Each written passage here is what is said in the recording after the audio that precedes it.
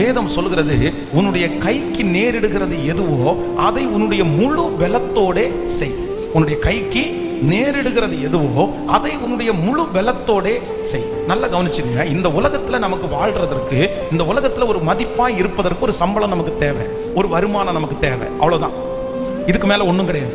இதுக்கு மேல நம்ம ஒரு பெரிய கோடி கணக்கில் சொத்து பண்ணிட்டு பரலோகத்துக்கு ஒன்றும் கொண்டு போக போறதில்லை. இந்த உலகத்தோட நமக்கு அது என்ன பண்ண போகுதுன்னா முடிஞ்சிட போகுது, அவ்வளவுதான். ஆனா இந்த உலகத்துல இருக்கிற வரைக்கும் நம்ம மற்றவர்களுக்கு முன்னாடி கையேந்தாதபடி, மற்றவங்களுக்கு சாட்சியா நம்மளை பிளஸ் பண்ற கர்த்தர் நமக்கு இருக்கிற, நம்ம அதன் மேல நாட்டம் வைக்க போறதில்லை. ஆனா ஆண்டவர் நமக்கு அந்த ஆசீர்வாதத்தை கர்த்தர் தராரு. இப்ப நீங்க என்ன பண்றீங்க அப்படின்னு சொன்னா, ஒண்ணு நினைச்சுக்கோங்க, உங்களுடைய வேலையா இருந்தாலும், தொழிலா இருந்தாலும், ஊழியமா இருந்தாலும், ஃபர்ஸ்ட் உங்களுக்கு என்ன வேணும் அப்படின்னா, அதுல முழு மனசு உங்களுக்கு வேணும். நீங்க என்ன வேணாலும் செஞ்சுங்க, என்ன வேணாலும் செய்யுங்க. ஆனா நீங்க என்ன பண்ணுங்க அப்படின்னு சொன்னா, முழு மனசோட அதை செய்யுங்க.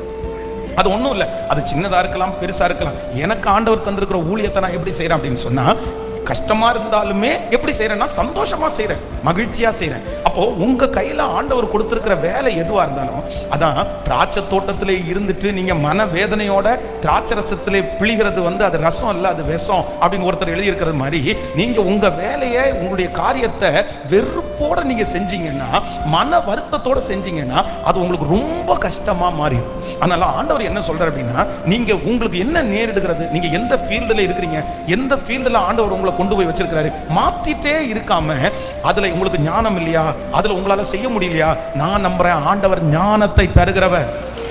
கர்த்தரால முடியாதது ஒண்ணும் இல்லை.